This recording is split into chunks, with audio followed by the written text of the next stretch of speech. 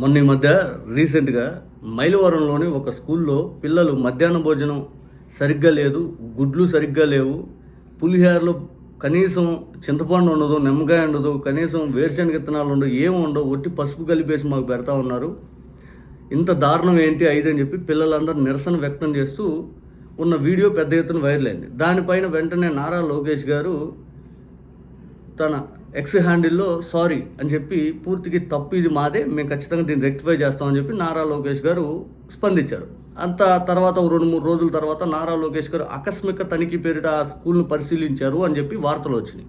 ఏంటా అని చూస్తే నారా లోకేష్ గారు ఆకస్మిక తనిఖీ పేరిట వెళ్తూ ఇక్కడ మైకు, తర్వాత కెమెరాలు, ఆ తర్వాత ఒక పిఆర్ టీమ్ని మెయింటైన్ చేస్తున్నాడు, పూర్తి స్థాయి విజువలైజేషన్ అలా తీసుకెళ్తూ, తర్వాత ప్లేట్ ఒకటి దేంట్రా అని చెప్పి, ఆ తర్వాత ఇంకోటి అంతా ప్రమోషన్ కార్యక్రమాల కోసం ఆ ఇష్యూని వాడుకున్నారని చెప్పి తర్వాత అర్థమైంది.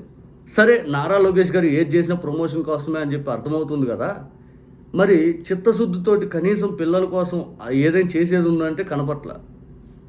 బికాజ్ పిల్లల మీద నిజంగా అంత ప్రేమ ఉంటే క్షమాపణ చెప్పినటువంటి నారా లోకేష్ గారు మరి అదే పిల్లల్ని ఉద్దేశిస్తూ శోభనం పెళ్లి కొడుకు అన్న గరికపాటి నరసింహారావు గారు వీడియో పైన ఎందుకు స్పందించట్లా? అదే పిల్లల్ని ఉద్దేశిస్తూ చీప్గా మాట్లాడాడు. ఎంత దారుణంగా మాట్లాడాడంటే అంత దారుణంగా మాట్లాడాడు. కోడిగుడ్లా ఇంటికాడ నుంచి అన్నం తెచ్చుకోలేరా, ఉడికి ఉడకడంట, ఈ కోడిగుడ్లు లెక్కేసుకోవాలి మాస్టర్లు ఏంటిది అన్నట్టుగా అసలు పిల్లల్ని ఎంత దారుణంగా కూడా మాట్లాడతారా అని చెప్పి మాట్లాడారు గరికపాటి నరసింహారావు గారు. ఆ వీడియో పైన ఎందుకు ఇంతవరకు స్పందించాల? నారా లోకేష్ గారు విద్యాశాఖ మంత్రిగా ఉంది అంటే ఆయనకి అవసరం లేదా? గరికపాటి నరసింహారావు గారు మీ వ్యక్తి కాబట్టే. ఎందుకంటే గరికపాటి నరసింహారావు గారు చంద్రబాబు నాయుడు గారి కోసం ఈ మధ్య పెద్ద ఎత్తున రాజకీయ నాయకుల్లో పనిచేస్తూ ఉన్నారు. జగన్ గారిని విమర్శిస్తాడు, సందర్భానుసారం అసలు ఏది లేకుండా ఏదైతే ప్రవచనాలు చెప్పే సందర్భంలో కావాలని ఒక ఇష్యూని తీసుకొచ్చి జగన్ గారిని విమర్శిస్తాడు. రాజశేఖర్ రెడ్డి గారిని కావాలని ఒక ఇష్యూ తీసుకొచ్చి 2 కొండలు అన్నట్టుగా మాట్లాడి పెద్ద ఎత్తున విమర్శలు చేస్తూ ఉంటాడు. ఇంకా చంద్రబాబు నాయుడు గారి సమక్షంలో అయితే మీరు వచ్చారు కదా, సుభిక్షంగా ఉంది, అద్భుతంగా ఉంది రాష్ట్రం అయ్యేది అంటారు. నిజంగా రైతులందరూ అల్లాడిపోయి చచ్చిపోతూ ఉన్నారు, కౌలు రైతులు అల్లాడిపోతూ ఉన్నారు, పంట గిట్టుబాటు ధర లేక, అది అన్నీ కనపడవు. చంద్రబాబు నాయుడు గారు అద్భుతంగా కనపడతారు. మన కర్మ ఏంటంటే మనం చేసుకున్న దరిద్రం ఏంటంటే జగన్ గారు ఆయనకి పద్మశ్రీ ఇప్పించాడు, మన హయాంలో వచ్చింది, మన కర్మ అది, మన దరిద్రం.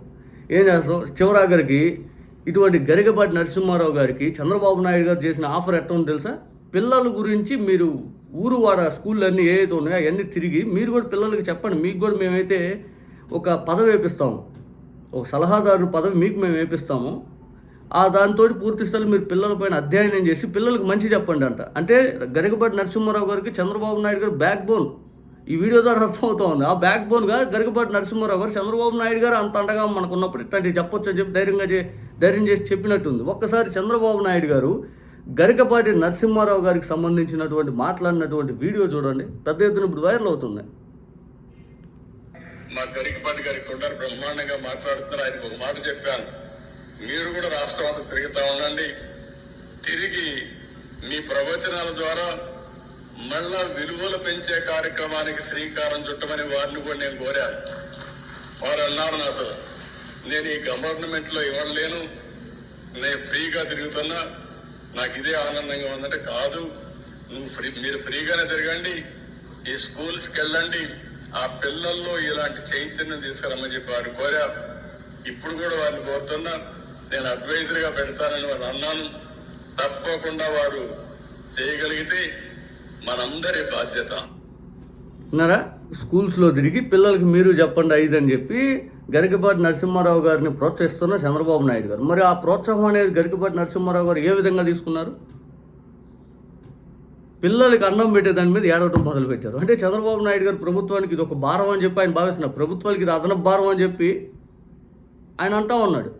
ప్రభుత్వం మరి ఈ విషయం పైన ఎందుకు స్పందించట్లేదు? నిజంగా పిల్లలపైన మీ ఆలోచన ధోరణి ఇలాగే ఉందా? ఆయన సలహాదారుగా తీసుకుందాం అన్న వ్యక్తి అటువంటి మాటలు మాట్లాడాడంటే ఇంకా మీ ఆలోచన విధానం ఎలా ఉంది? మీరు ప్రోత్సహిస్తున్న వ్యక్తి మాట్లాడే మాటలు మీకు సంబంధం లేదని ఎలా అనుకోవచ్చు? ఖచ్చితంగా మీ ప్రోబలం గరికపాటి నరసింహారావు గారిని ఏదైతే పుష్ చేసినటువంటి వ్యక్తిగా గరికపాటి నరసింహారావు గారు మీ మాటలోనే ఆయన పైన.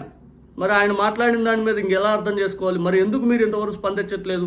ఈ వ్యాఖ్యలు తప్పు, ఇటువంటి వ్యాఖ్యలు బాధించాయి, పిల్లలకి రాబోయే రేపటి పౌరుల వాళ్ళ కోసం ప్రభుత్వం ఎంత దూరమైన వెళ్తుందని చెప్పి చంద్రబాబు నాయుడు గారు ఎందుకు స్పందించట్లేదు?